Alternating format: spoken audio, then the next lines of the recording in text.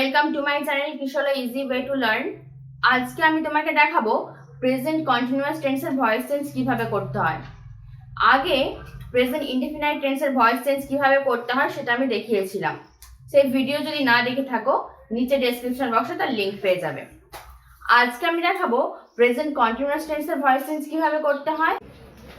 কোনো টেন্সের voice change করার আগে তাকে জানতে হবে যে টেন্সটার গঠন কিরকম বা কোন টেন্সটাকে কি বলে সেটা আগে জানতে হবে। তাহলে গঠন, প্রেজেন্ট কন্টিনিউয়াস টেন্সের গঠনটা কি ছিল? প্রেজেন্ট কন্টিনিউয়াস টেন্সের গঠন ছিল subject plus am is are plus ভার্বের সাথে ছিল আইএনজি যোগ আর তার সাথে ছিল অবজেক্ট। এইটা ছিল টেন্সের নিয়ম। এবার এটাই ভয়েস চেঞ্জের নিয়মটা কি হবে? ভয়েস চেঞ্জে যেরকম আছে যে অবজেক্টটা সাবজেক্ট হবে, 1 নম্বর রুল, অবজেক্টই সাবজেক্ট হবে।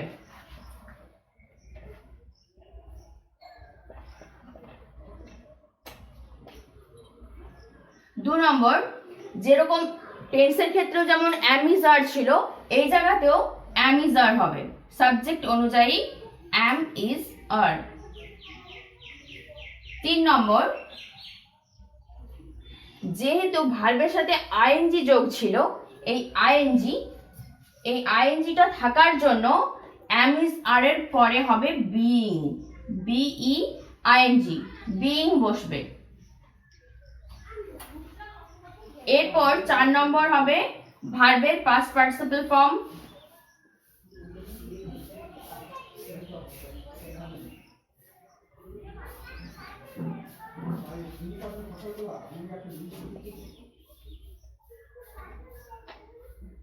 পাঁচ নম্বরে সাবজেক্টই অবজেক্ট হবে।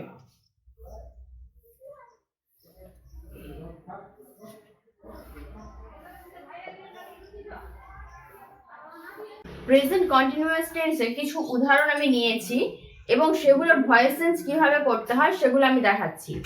আমার কাছে সেন্টেন্স আছে কি, হি ইজ প্লেইং ফুটবল। এইটার ভয়েস চেঞ্জ আমরা কিভাবে করব?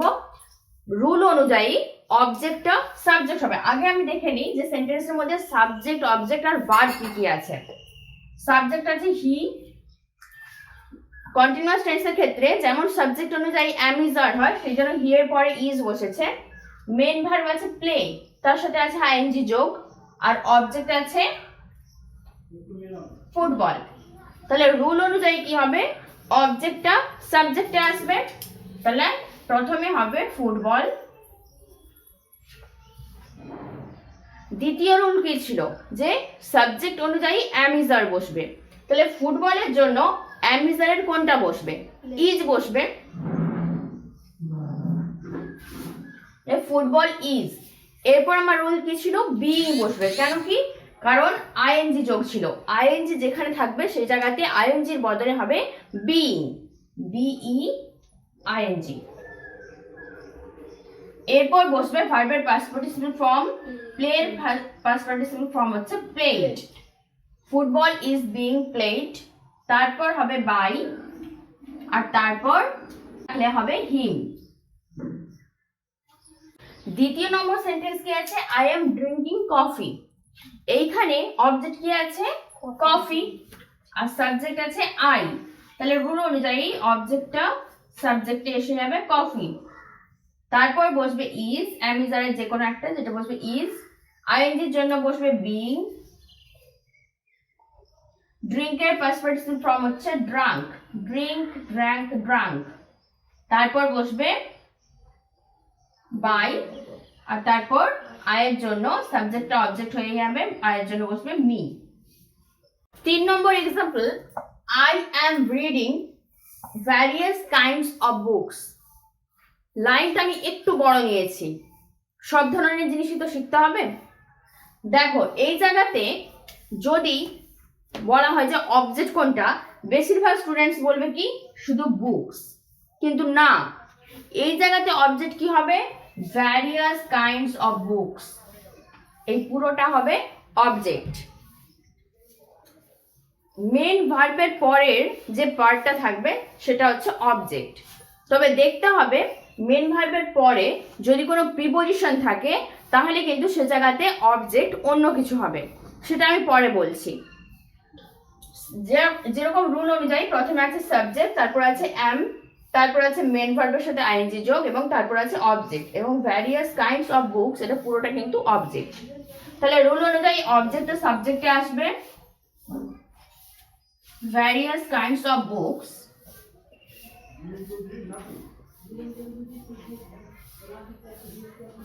এবার দেখো ভ্যারিয়াস কাইন্ডস অফ বুকস, বিভিন্ন ধরনের বই।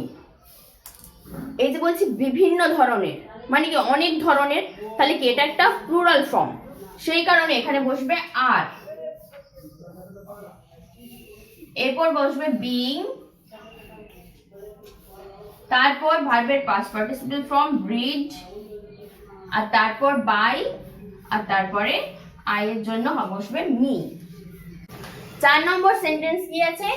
You are offering me a cup of tea.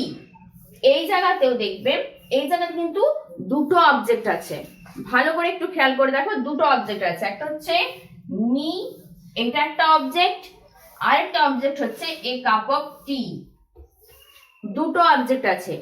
এই জায়গাতে কি হবে, তুমি যে কোনো একটা অবজেক্টকে সাবজেক্ট হিসেবে আনতে পারবে। কিরকম হয়, মিকে আনতে হবে, আর তা না হলে এ কাপ অফ টি এটাকে আনতে হবে। দুটো ক্ষেত্রেই আমি সেন্টেন্সগুলো দেখাচ্ছি কিভাবে হবে। যদি আমি মিকে অবজেক্ট ধরি তাহলে সেন্টেন্সটা কিরকম হবে, মিটা এদিকে এসে হয়ে যাবে আই অ্যাম বিং অফার্ড, এর পরে যে অবজেক্টটা, অন্য যে অবজেক্টটা ছিল সেটা বসবে, এ কাপ অফ টি, তারপর বসবে বাই ইউ। আরেকটা অবজেক্ট কি ছিল, এ কাপ অফ টি, তাহলে এইটাকে যদি আমি সাবজেক্ট হিসাবে নিয়ে আসি তখন কিরকম হবে, a cup of tea is being offered me. তখন আরেকটা যে অবজেক্ট ছিল সেটা কিন্তু এই ভার্বের, মেন ভার্বের পাস্ট পার্টিসিপল ফর্ম হওয়ার পরে বসবে মি, তারপর বাই ইউ। সেন্টেন্সের মধ্যে যদি কোনো প্রিপোজিশন থাকে, এই জায়গাতে কি প্রিপোজিশন আছে, ইন, আর এই সেন্টেন্সের মধ্যেও ইন প্রিপোজিশন রয়েছে, সেই জায়গাতে কি হবে, একদম শেষেরটা কিন্তু কখনোই অবজেক্ট হবে না। সব সময় দেখতে হবে যে ভার্বের পরে কি রয়েছে, মেইন যে ভার্ব আছে সেটার পরে কি রয়েছে, সেটার পরে কি কোনো নাউন রয়েছে, তাহলে সেটাই হবে অবজেক্ট। কিরকম, যেমন দেখাচ্ছি, we are watching a movie in this complex. এইখানে কিন্তু ইন দিস কমপ্লেক্স অবজেক্ট কখনোই হবে না। ভার্ব কি ছিল, ওয়াচিং, ওয়াচটা মেন ভার্ব, তার সাথে আইএনজি যোগ হয়েছে কন্টিনিউয়াস টেন্স থাকার জন্য। তাহলে এইটার পরে কি আছে দেখতে হবে, এটার পরে আছে কি, আ মুভি, তাহলে এইটাই হচ্ছে অবজেক্ট। তাহলে নিয়ম অনুযায়ী কি হবে, অবজেক্ট সাবজেক্টে আসবে, এ মুভি, তারপর বসবে ইজ বিং ওয়াচড, ওয়াচের পাস্ট পার্টিসিপল ফর্ম ওয়াচড, তারপর বসবে in this complex, in this complex, তারপর বসবে বাই, ওই থাকার জন্য হবে আস। পরের সেন্টেন্সেও একই রকম ভাবে ইন দা ফিল্ড কখনোই অবজেক্ট হবে না।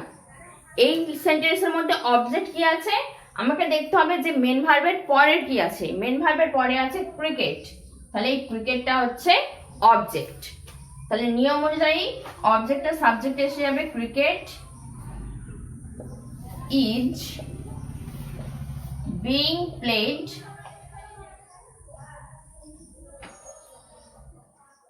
in the field by them, দে থাকার জন্য them হবে। তাহলে তুমি দেখলে তো যে প্রেজেন্ট কন্টিনিউয়াস টেন্সের ভয়েস চেঞ্জ কিভাবে করতে হয়। আমি যতটা সম্ভব সহজ করে তোমাদেরকে বুঝিয়ে দেওয়ার চেষ্টা করলাম। তুমি চেষ্টা করো নিজে নিজে আরো অনেক বেশি বেশি সেন্টেন্স নিয়ে সেগুলো ট্রাই করার চেষ্টা করো, সেগুলোকে ভেঙে ভয়েস চেঞ্জ করার চেষ্টা করো, এবং যদি কোথাও কনফিউশন হয় তাহলে সেটা আমাকে কমেন্ট বক্সে জানিয়ে দাও। আমি আমার নেক্সট ভিডিওতে সেটা ক্লিয়ার করে দেওয়ার চেষ্টা করব। যদি আমার ভিডিও দেখে তুমি কিছু শিখতে পারো তাহলে আমার ভিডিওটি লাইক করো, কমেন্ট করো এবং শেয়ার করো বেশি বেশি করে বন্ধু বান্ধবদের সাথে। এবং এখনো পর্যন্ত যদি আমার চ্যানেলটিকে না সাবস্ক্রাইব করে থাকো তাহলে সাবস্ক্রাইব করে দাও এবং পাশে থাকা বেল আইকনটি প্রেস করে দাও। Hello friends, welcome to my channel Kishola easy way to learn. আজ আমি তোমাকে বলবো প্রেজেন্ট পারফেক্ট কন্টিনিউয়াস টেন্স সম্পর্কে। প্রেজেন্ট ইনডেফিনাইট, প্রেজেন্ট কন্টিনিউয়াস এবং প্রেজেন্ট পারফেক্ট টেন্স, এই তিনটে টেন্সের ভিডিও আমার আছে। যদি তুমি সেগুলো না দেখে থাকো তাহলে আমার নিচে গিয়ে চেক করো, তার ইউআরএল তুমি পেয়ে যাবে, ওখান থেকে দেখে নিও। কারণ কি, আজকের টেন্স সম্পর্কে তোমাকে যদি জানতে হয় তোমাকে কিন্তু প্রেজেন্ট কন্টিনিউয়াস টেন্স সম্পর্কে জানতে হবে। তা না হলে প্রেজেন্ট কন্টিনিউয়াস টেন্স এবং প্রেজেন্ট পারফেক্ট কন্টিনিউয়াস টেন্সের মধ্যে গুলিয়ে যাওয়ার খুব বড় একটা প্রবণতা দেখা যায়। তাহলে চলো শুরু করি। প্রেজেন্ট পারফেক্ট কন্টিনিউয়াস টেন্স কাকে বলে, তার গঠনটা কিরকম হয় এবং সেগুলো উদাহরণ সহকারে খুব সহজভাবে তোমাকে বুঝিয়ে দিচ্ছি। প্রথমে বলি প্রেজেন্ট পারফেক্ট কন্টিনিউয়াস টেন্সটা কাকে বলে, কিরকম হলে সেগুলো প্রেজেন্ট পারফেক্ট কন্টিনিউয়াস টেন্স হবে। তার আগে তোমাদেরকে জানতে হবে যে প্রেজেন্ট কন্টিনিউয়াস টেন্সটা কিরকম, কারণ কি দুটোই কিন্তু একই ধরনের, শুধু একটু তফাৎ আছে। প্রেজেন্ট কন্টিনিউয়াসে কি, যে কোনো কাজ যখন করা হচ্ছে, আমি করছি, আমি খেলছি, আমি যাচ্ছি, এই ধরনের যখন হতো তখন সেটা কি ছিল, প্রেজেন্ট কন্টিনিউয়াস টেন্স। কিন্তু এই প্রেজেন্ট পারফেক্ট কন্টিনিউয়াস টেন্সে কি সময় বোঝাবে। আমি আধ ঘন্টা ধরে হাঁটছি, আমি 2 ঘন্টা যাবত পড়ছি, সে কাল থেকে জ্বরে ভুগছে, গতকাল থেকে বৃষ্টি হচ্ছে, এইরকম যখন কোনো সময় বোঝাবে তখন হবে প্রেজেন্ট পারফেক্ট কন্টিনিউয়াস টেন্স। মানে কি, কোনো কাজ অতীতে শুরু হয়ে গেছে, কিন্তু জিনিসটা মানে কাজটা এখনো চলছে সেই রকম যদি বোঝায় তখন হবে প্রেজেন্ট পারফেক্ট কন্টিনিউয়াস টেন্স। গঠনটা কিরকম হবে, প্রত্যেকটা টেন্সের মতোই প্রথমে থাকবে সাবজেক্ট, তারপর থাকবে হ্যাজ অথবা হ্যাভ। যেরকম পারফেক্ট টেন্সের নিয়ম ছিল যে হ্যাজ হ্যাভ হবে, এই জায়গাতেও কিন্তু হ্যাজ অথবা হ্যাভ হবে। শুধুমাত্র থার্ড পারসন সিঙ্গুলার নাম্বারের ক্ষেত্রে হ্যাজ হবে, বাকি সব ক্ষেত্রে হ্যাভ হবে। তারপর হবে বিন, BEEN, বিন যোগ হবে, হ্যাজ বিন অথবা হ্যাভ বিন। তারপর হবে ভার্বের সাথে আইএনজি যোগ, আর তারপর থাকবে অবজেক্ট, এবং অবজেক্টটাতে অবশ্যই কিছু সময় বলা থাকবে। সেটা হয়তো গতকাল হতে পারে, হয়তো কত বৎসর হতে পারে, কত ঘন্টা হতে পারে বা মিনিট হতে পারে, যে কোনো একটা সময় বোঝাবে। এই ধরনের হবে প্রেজেন্ট পারফেক্ট কন্টিনিউয়াস টেন্স। তাহলে চলো এইবার আমরা এই প্রেজেন্ট পারফেক্ট কন্টিনিউয়াস টেন্সকে পার্সন এবং নাম্বার অনুযায়ী কিভাবে সাজাই এবং সেগুলোর মানেগুলো কিরকম হয় সেগুলো একবার দেখে নিই। নাম্বার এবং পার্সন অনুযায়ী প্রেজেন্ট পারফেক্ট কন্টিনিউয়াস টেন্সকে সাজিয়েছি। যেটা আমি বলেছিলাম যে অবশ্যই কোনো সময় বোঝাবে। যেহেতু এখানে আমার স্পেসটা একটু কম, তাই জন্য আমি সময়টা এখানে উল্লেখ করিনি, শুধুমাত্র ভার্ব অবধি উল্লেখ করেছি। যখন এক্সাম্পলস দেব সেইখানে আমি পুরোপুরি এক্সাম্পলগুলো দেব, পুরোপুরি সেন্টেন্সটা বলবো। জাস্ট গঠনটা একটু বলে দিচ্ছি। First person singular number, I have been writing, আমি লিখছি। এবার এখানে নিশ্চয়ই কোনো সময় উল্লেখ থাকবে। আমি 1 ঘন্টা ধরে লিখছি, আমি আধ ঘন্টা ধরে লিখছি, আমি 15 মিনিট ধরে লিখছি, এরকম কোনো সময় উল্লেখ থাকবে। উই হ্যাভ বিন রাইটিং, আমরা লিখছি। ইউ হ্যাভ বিন রাইটিং, তুমি লিখছো।